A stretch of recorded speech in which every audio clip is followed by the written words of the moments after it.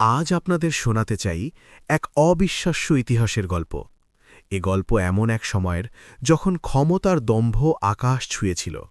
স্থানটি ছিল প্রাচীন ইরাকের বাবুল বা ব্যাবিলন শহর। সে এক জাঁকজমকপূর্ণ সালতানাত। সেখানে রাজত্ব করত এক প্রতাপশালী বাদশাহ। নাম তার নমরুদ। তার কি ছিল না? অঢেল ধনসম্পদ, আকাশচুম্বী প্রাসাদ আর লাখো সৈন্যের এক বিশাল বাহিনী। তার ভয়ে বাঘে মহিষে এক ঘাটে জল খেত।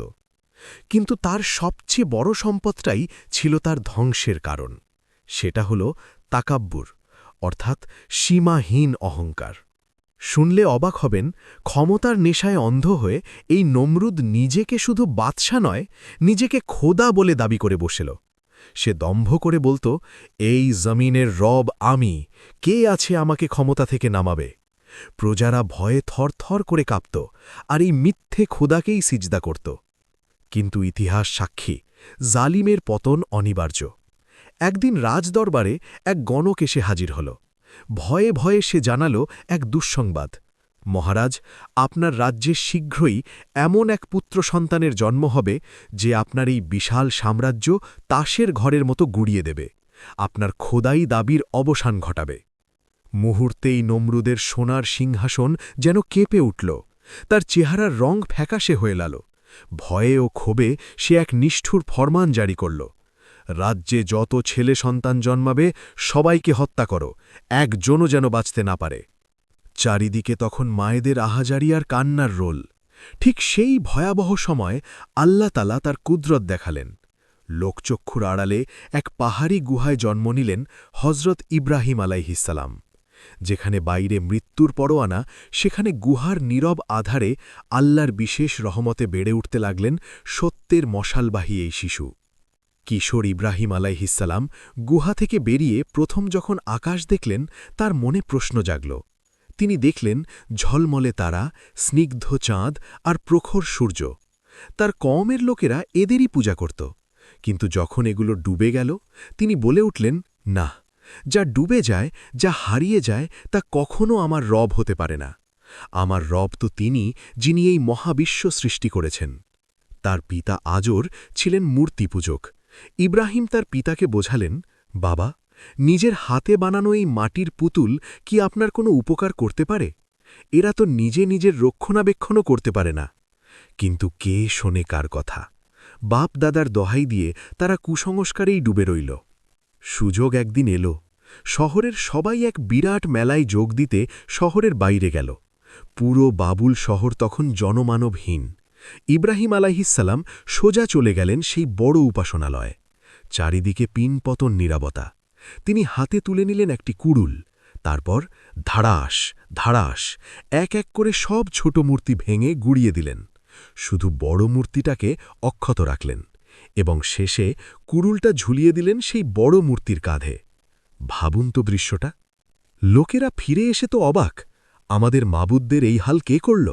সন্দেহের তীর গেল ইব্রাহিমের দিকে। তাকে ধরে আনা হল। তিনি শান্ত কণ্ঠে বললেন, আরে, আমাকে কেন? ওই যে বড় মূর্তিটা দাঁড়িয়ে আছে, কাঁধে কুড়াল, ওকেই জিজ্ঞেস করো না, যদি সে কথা বলতে পারে। লোকেরা লজ্জিত হয়ে মাথা নিচু করল। বলল, তুমি তো জানো ইব্রাহিম, এরা কথা বলতে পারে না। তিনি তখন তাদের বিবেকে আঘাত করলেন। তবে তোমরা এমন জিনিসের ইবাদত কেন করো যে নিজের গায়ের মাছিটাও তাড়াতে পারে না? এর পরের ঘটনা আরও লোহহর্ষ। তাকে নমরুদের রাজদরবারে হাজির করা হল। নমরুদ হুঙ্কার দিয়ে বলল, কে তোমার রব?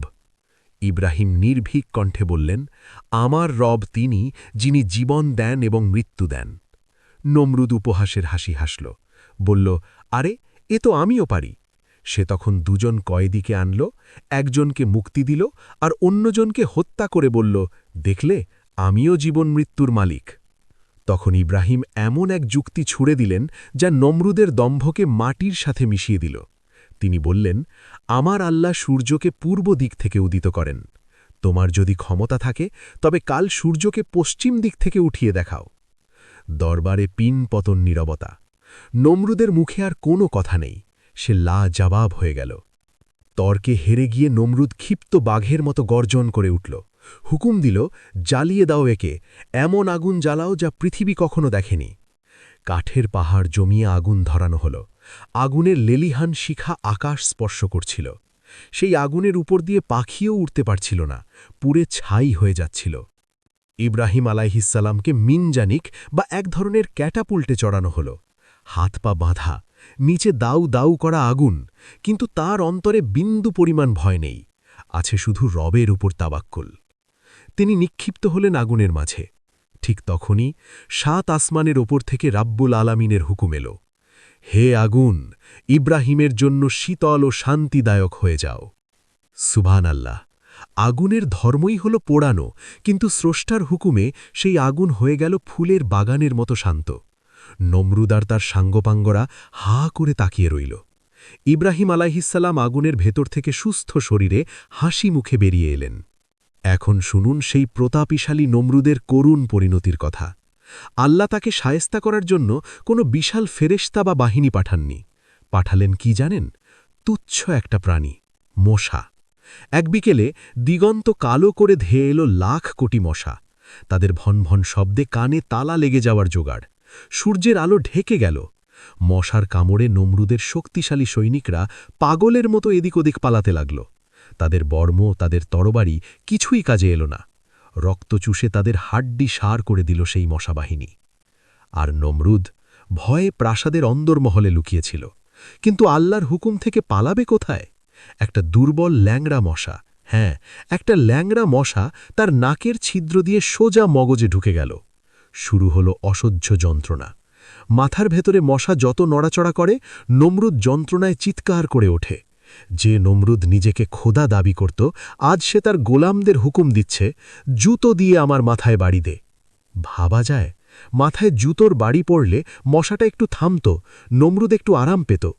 এভাবে দিনের পর দিন নিজের মাথায় জুতোর বাড়ি খেতে খেতে অপমানজনক মৃত্যু হল সেই মিথ্যে খোদার। বন্ধুরা, এই ঘটনা আমাদের কি শিক্ষা দেয়? অহংকার বা তাকাব্বুর, তা ফেরাউনের হোক কিংবা নমরুদের, আল্লাহ কখনও বরদাস্ত করেন না। দুনিয়ার ক্ষমতা আর দাপট দেখে যারা ধরাকে সরাজ্ঞান করছে, তাদের মনে রাখা উচিত, নমরুদকে ধ্বংস করতে আল্লাহর সামান্য একটা মশার চেয়ে বেশি কিছুর প্রয়োজন হয়নি।